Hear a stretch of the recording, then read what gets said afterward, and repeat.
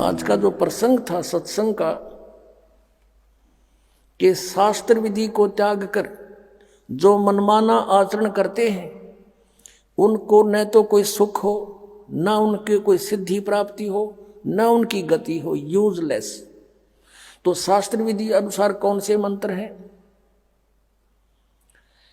पहले तो आपको जो प्रथम मंत्र दिया जाता है वो 7 नाम का है।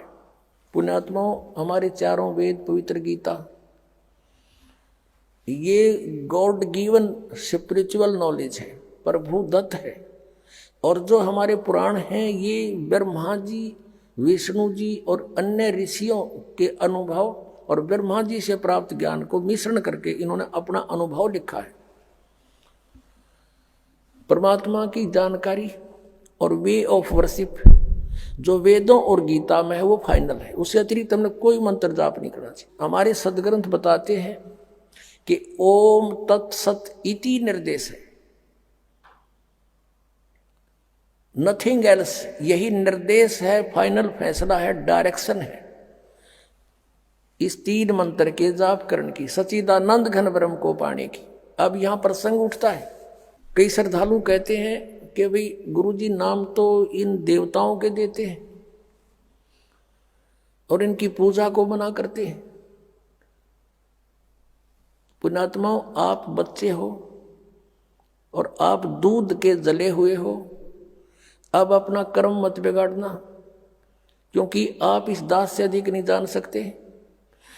इस दास से अधिक परमात्मा या वो संत जिनको भगवान मिले वो जान सकते हैं, अन्यथा इस पृथ्वी पे किस ब्रह्मांड में कोई नहीं जान सकता। आप अब अपना दिमाग खराब मत करना, क्योंकि आपका ज्ञान में कुछ मिश्रण उन अज्ञानियों का है जहां पहले गए हुए थे। अब पूजा और साधना में क्या अंतर होता है? जैसे आप जी को जल के गुणों का ज्ञान हुआ, उसकी प्राप्ति की तरफ हुई। आप पूजा तो कर रहे हो जल की कि मुझे जल प्राप्त होना चाहिए, जल प्राप्त करूंगा। और साधना क्या है? उसके पाने की विधि। जैसे हैंडपंप लगाना है तो बोकी लगानी है, पाइप नीचे पहुंचानी है, ये तो है साधना। और जिसके लिए ये सारा कुछ खड़ा हो रहा है वो है पूजा। अब जैसे हम पूजा तो कर रहे हैं अपने परमात्मा कबीर जी की सतलोक में जाने की, क्योंकि हमने उसके गुणों का पता लग गया। हम पूजा तो करते हैं अपने परमात्मा की, और साधना यानी ये मजदूरी, ये प्रयत्न उसके पाने के लिए मंत्र, ये औजार, ये इंस्ट्रूमेंट, ये प्रयोग कर रहे हैं, ये साधना कर रहे हैं। ये साधना पूजा नहीं है। जब हमें जल मिल जाएगा, हैंडपंप लग जाएगा, उस बोकी की जरूरत को नहीं, रख देंगे खुट्टी पर टांग के पड़ी रखी। तो इस प्रकार हम जो पूजा और साधना में अंतर है, हम पूजा करते हैं अपने कबीर परमेश्वर के पाने की, और साधना ये सारी करनी पड़ेगी, ये सभी इंस्ट्रूमेंट प्रयोग करने पड़ेंगे उस जल तक पहुंचने के लिए। अब जैसे कोई सह परिवार है, ज्वाइंट फैमिली है, उसमें एक पति भर्ता बेटी अपने पति के साथ रह रही है, जेठ भी है, देवर भी, देवरानी भी, जेठानी, ननद और सास ससुर भी है। अब अच्छी लड़की जो होती है वो सबका यथोचित आदर करती है, सबसे प्यार से बोलती है, जेठ से, जेठानी से, भाई, देवर, देवरानी से, आने वाले अतिथि से। ऐसा लगता है जैसे ये सबको अपना ही मान रही है, लेकिन वो पूजा अपने पति की कर रही है। जैसे एक सत्कार होता है और एक पूजा होती है। सत्कार यानी आदर होता है और एक पूजा होती है।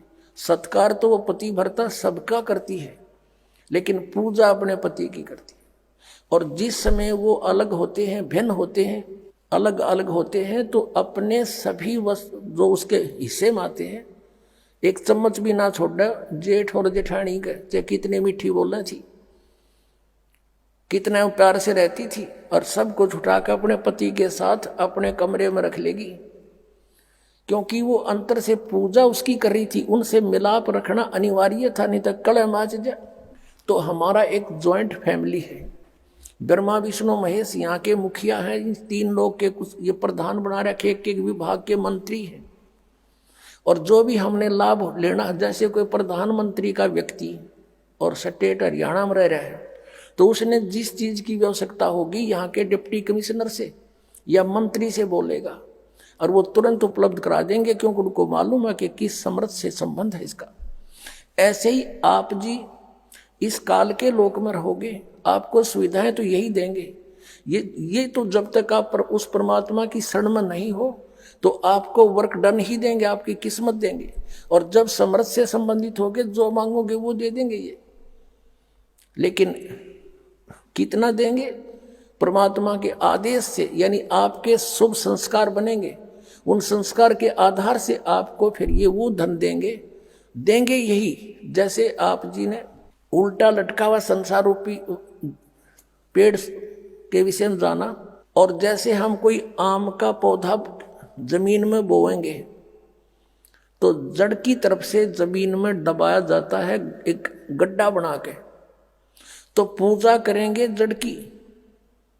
हम टहनियों की पूजा नहीं कर रहे, लेकिन फल लगेंगे टहनियों के। तो यदि हम पूर्ण परमात्मा की सत साधना करेंगे तो इन ब्रह्मा विष्णु महेश रूपी शाखाओं का फल लगेंगे, और ये फिर फल हमने बिना मांगे देंगे, क्योंकि हमारा जो मूल, हमारी साधना शास्त्र अनुकूल है। हम पूजा मूल की कर रहे हैं। यदि हमने उल्टा यू पौधा गाड़ दिया, उसकी शाखाएं लगा दी जमीन में और जड़ कर दी ऊपर ने, और फिर उन शाखाओं की सिंचाई हम शुरू कर देंगे तो पौधा सूख जाएगा। तो वो शास्त्र विरुद्ध साधना है, शास्त्र अनुकूल साधना है। जैसे हम मूल परमात्मा सतपुरुष को इष्ट रूप में पूजेंगे, और उसके पूजने के लिए जो भी मटेरियल, जैसे पूजा में खाद पानी जो कुछ भी है, ये सारे मंत्र जाप करने पड़ेंगे हम। लेकिन हमारा इष्ट रूप में कबीर जी रहेगा, तो उसके आधार से सत साधना से जो शुभ संस्कार बनेंगे, तो जब तक आप यहाँ हो, यहाँ की संसारिक सुविधाएं आपको ब्रह्मा विष्णु महेश की ओर से ही प्राप्त होंगी। उन टहनियों के शाखाओं का फल लगेंगे। इसलिए ये हमसे दूर नहीं हो सकते, हम इनसे दूर नहीं हो सकते, हम इनका अनादर नहीं कर सकते, क्योंकि फिर हम संत नहीं, लेकिन हम इनको पूज नहीं सकते।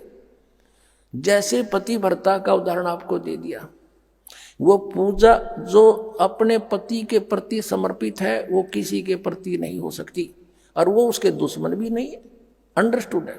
और जब हम यहाँ से चलेंगे, हमारे इनसे कोई लिंक नहीं होगा। अपने पति के साथ, अपने परमपिता के साथ हम सहर्ष सतलोक चले जाएंगे। ये तरीका उस परमात्मा के पाने का, नथिंग एल्स। बोलो सतगुरुदेव सत साहेब।